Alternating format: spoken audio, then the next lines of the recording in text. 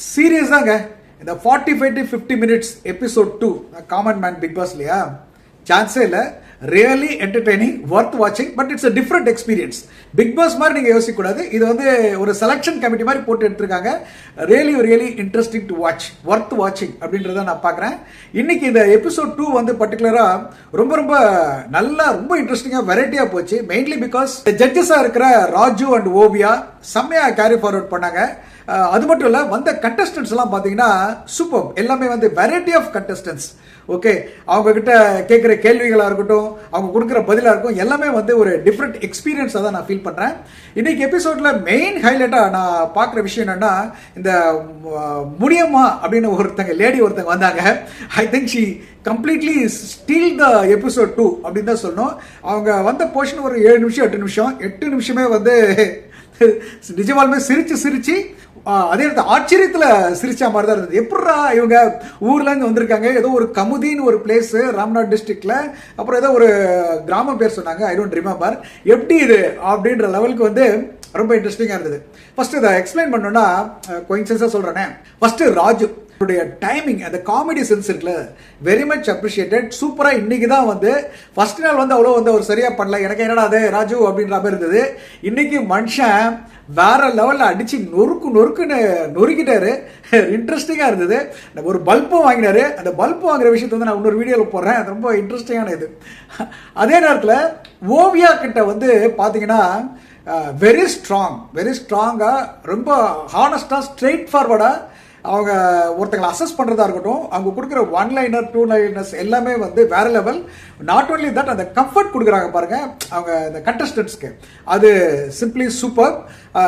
அதை விட ரொம்ப முக்கியமாக தெரிஞ்சிக்க வேண்டிய விஷயம் என்னன்னா, மக்கள் எல்லாரும், ஏன்னா இந்த போனவங்க எல்லாம் யார், காமன் மேன்லாம், அதனால் உங்களை போல என்னை போல தானே, அவங்க எல்லாருமே how much they love Oviya அப்படின்றது கண்ணா அப்படின்னு தெரிஞ்சிருக்கு. ஐ திங்க் ஓவியா வந்து மக்கள் மனசுல இந்த பிக் பாஸ்லேயே வந்து இந்த only person who steal the real heart and love அப்படின்னு பார்த்தீங்கன்னா ஓவியா மட்டும்தான் அந்த highest level.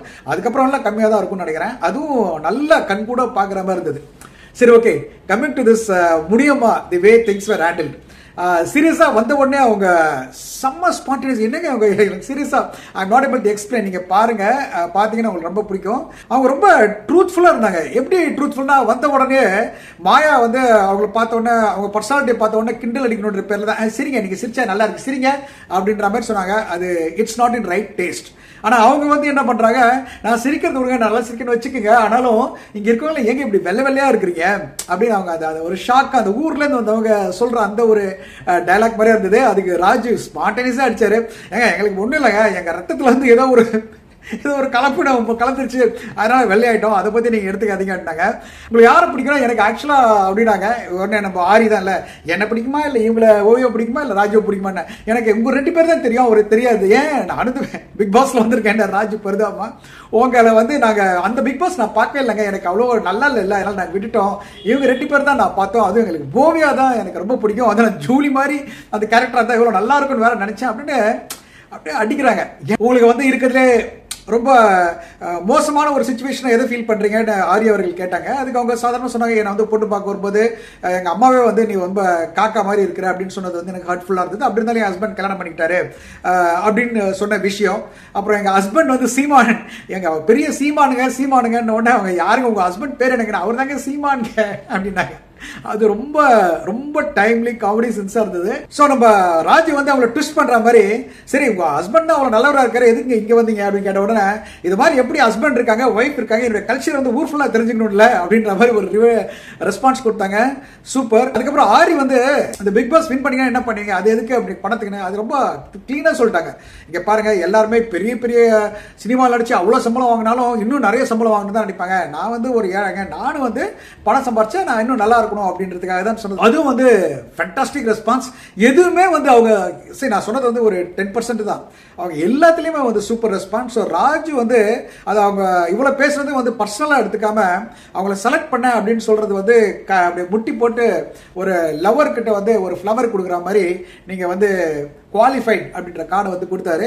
I appreciate really Raju for that. ஏன்னா அந்த பர்டிகுலர் செக்மெண்ட்ல உங்களுக்கு தெரியல, நீங்க யாருன்னு தெரியாது, உங்க பிக் பாஸ் நான் பார்க்கவே இல்லை, ஏன்னா அவ்வளோ இன்ட்ரெஸ்டிங்கா இல்லை அப்படின்னு அவ்வளோ திருப்பி திருப்பி அடிச்சும் கூட அதை வந்து அவர் ரொம்ப கேஷுவலாக எடுத்துட்டு அவர் சொன்னார் பாருங்க. கேஷுவலாக எடுத்துட்டு இந்த கார்டு கொடுத்தது மட்டும் இல்லை, கடைசி அவங்க போகும்போது சொன்னாங்க, நீங்கள் வந்து இங்கே உங்கள் குவாலிஃபை ஆனது வந்து ஹாப்பியாக இருக்கிறத விட நாங்கள் உங்களை கண்டுபிடிச்சி இங்கே போட்டோம் பாருங்க, அதுதாங்க ரொம்ப ஹாப்பினஸ்ன்னு சொன்னார். ரொம்ப மனநிறைவாக இருந்தது. அவங்க வந்து உடனே கொஞ்சம் கிட்ட வந்து பார்க்க முடியுமா அப்படின்னு ஓவியா கிட்ட கேட்டாங்க. But Oviya came down straight. அவங்களுக்கு வந்து அவங்க மகிழ்ச்சி கடலில் இருந்துட்டாங்க.